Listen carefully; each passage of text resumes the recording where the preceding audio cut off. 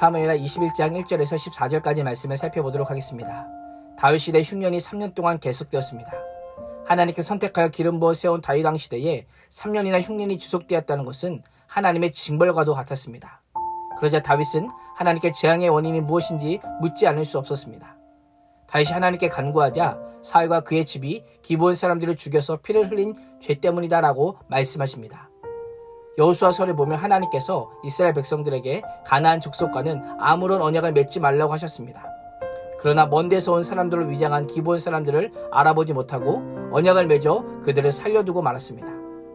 이 언약은 하나님의 이름으로 맺은 언약이기에 어떠한 경우에도 지켜야만 했습니다. 그러나 사울은 하나님에 대한 잘못된 열심과 이스라엘과 유다 족속을 기쁘게 하기 위해 기브온 사람들을 학살하고 말았습니다. 죄를 방치한다는 것은 곧 죄를 용인한다는 것이기에 공의로우신 하나님께서는 사울 당시 해결되지 못하자 다윗 시대에 계속되는 기근을 통해 다윗과 백성들로 하여금 죄를 깨닫게 하고 해결할 것을 명령하신 것입니다. 죄악은 범하지 않는 것도 중요하지만 죄를 다스리며 해결하는 것도 중요합니다. 우리가 사는 세상을 보면 많은 경우에 죄를 대수롭지 않게 여길 뿐 아니라 쉬쉬하며 그냥 넘기려고 합니다. 죄는 침묵하는 것이 살 길이 아니라 용서받고 회개하는 것이 살 길입니다. 혹시 죄에 대해서 침묵하지는 않으십니까? 개인과 가정, 직장의 죄를 무조건 숨기려고 하기보다 해결을 받고 용서받는 길을 찾음으로 하나님의 온전한 통치 안에 거할 수 있기를 축복합니다. 다윗은 사울이 기브온 사람들의 피를 흘린 죄를 해결하기 위해 기브온 사람들을 불러 내가 무엇을 하며 무엇으로 속죄해야 그들이 여호와의 기업을 위해 복을 빌지 물어봅니다. 그러자 은금으로도 보상할 수 없고 상응하는 대량 학살로도 풀 수 없다고 하며 학살의 책임이 있는 사울의 가문에서 7명을 자신들에게 넘기면 사울의 기부하에서 그들이 여호와 앞에 목매달겠다라고 말합니다.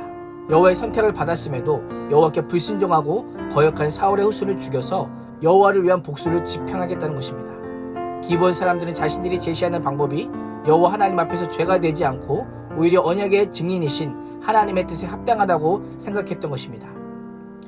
이들이 요구하는 7명의 사람 가운데 꼭 들어가야 될 사람은 누구일까요? 바로 사울의 장자 요나단의 아들 무비보셋입니다. 그러나 다윗은 요나단과 맹세한 것이 있기에 무비보셋은 아끼고 내어주지 않습니다.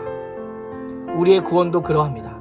아담으로부터 계속되는 원죄와 죄인된 우리가 스스로 짓는 자범죄로 인해 우리는 죽어야 마땅하지만 하나님께서는 예수 그리스도를 믿는 자에게 구원해 주시겠다라고 하는 그 언약 때문에 아무런 공로 없이 죽음의 자리에서 우리들을 건져내신 것입니다. 무비보셋이 죽음으로부터 건짐을 받고 왕자 같은 대접을 받을 뿐 아니라 생명을 보존할 수 있는 것은 전적인 다윗의 은혜 때문입니다. 우리 또한 죄로 인해 마땅히 죽어야 하지만 영생을 얻을 수 있는 것은 예수 그리스도의 십자가의 전적인 은혜 때문인 것입니다. 다윗이 약속대로 7사람을 기브온 사람들의 손에 넘기자 7사람이 같은 시간에 같은 방법으로 죽음을 당하고 맙니다. 성경은 기브온 사람들이 사울의 후손 7명을 처형한 때를 곡식 빼는 첫날, 곧 보리배길이 시작한 때라고 밝힙니다. 보리배기 시작하는 때는 양력 4월, 무교절 첫날로 이 시기는 비가 잘 오지 않는 건기입니다. 리스바는 굵은 배를 가지고 반석 위에 펴고 곡식 빼기 시작한 때부터 하늘에서 비가 올 때까지 낮에는 공중에 새가 앉지 못하게 하고 밤에는 들짐승이 오지 못하게 하였습니다. 그 기간이 얼마나 되는지 정확하게 알 수 없지만 13절에서 뼈라고 하는 표현이 나오는 것을 보면 오랜 기간이 흘렀음을 알 수 있습니다. 리스바의 행동에 감명받은 다윗은 내 아버지 집에서 내 이름을 멸하지 않겠다라고 하는 요나단과의 약속을 기억하고 길르앗 야베스에 임시로 가매장되어 있던 사울과 요나단의 뼈를 가져다가 나무에 달려 죽은 7사람의 뼈와 함께 가족묘에 장사해 줍니다. 사울을 비롯한 그 후손들의 시신이 다윗에 의해 결국 고향 땅에 장사되게 됩니다. 14절은 모두 왕의 명령을 따라 행하니라. 그 후에야 하나님이 그 땅을 위한 기도를 들으시니라 라고 말씀합니다. 1절에서 기근으로 인해 다윗이 하나님께 간절히 기도하였고 그 응답이 14절에서 성취된 것입니다. 다윗이 사울 가문을 향한 냉정한 심판과 함께 해야 할 도리를 다하는 인자함을 베풀자 이제야 그 기근이 끝나고 비가 내립니다. 하나님께서 사울 가문의 7명의 장사까지 마친 상태에서 다윗의 기도를 들으신 이유가 무엇일까요? 이스라엘 왕의 죄는 단순히 왕 한 명의 죄가 아니라 이스라엘 전체의 죄로 여기셨던 것입니다. 그래서 하나님께서는 이스라엘 백성 모두 기브온 사람들을 죽인 죄에 대한 책임을 가지고 회개하기를 바라셨던 것입니다. 하나님께서는 이스라엘 전체가 죄에 대한 자각을 확인한 후에 기근에서 벗어나게 하심으로 이스라엘 백성이 회개하는 마음을 받으셨던 것입니다.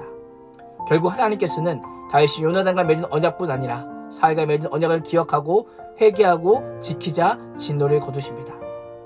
언약 파괴의 결과 3년의 기근과 7명의 생명, 사울의 죄를 다윗과 이스라엘 백성들이 온전히 감당했음을 기억하며 하나님의 말씀에 신실하게 반응하고 순종하는 삶을 사시기를 주님의 이름으로 축원합니다.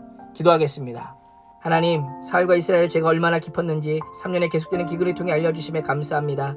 축복을 약속한 다윗 왕조이지만 죄의 대가를 반드시 치르게 하시는 하나님이심을 기억하며 내가 당하는 고난과 어려움이 혹시 내 죄의 결과는 아닌지를 돌아볼 수 있는 은혜를 베풀어 주시옵소서. 예수님의 이름으로 기도합니다. 아멘.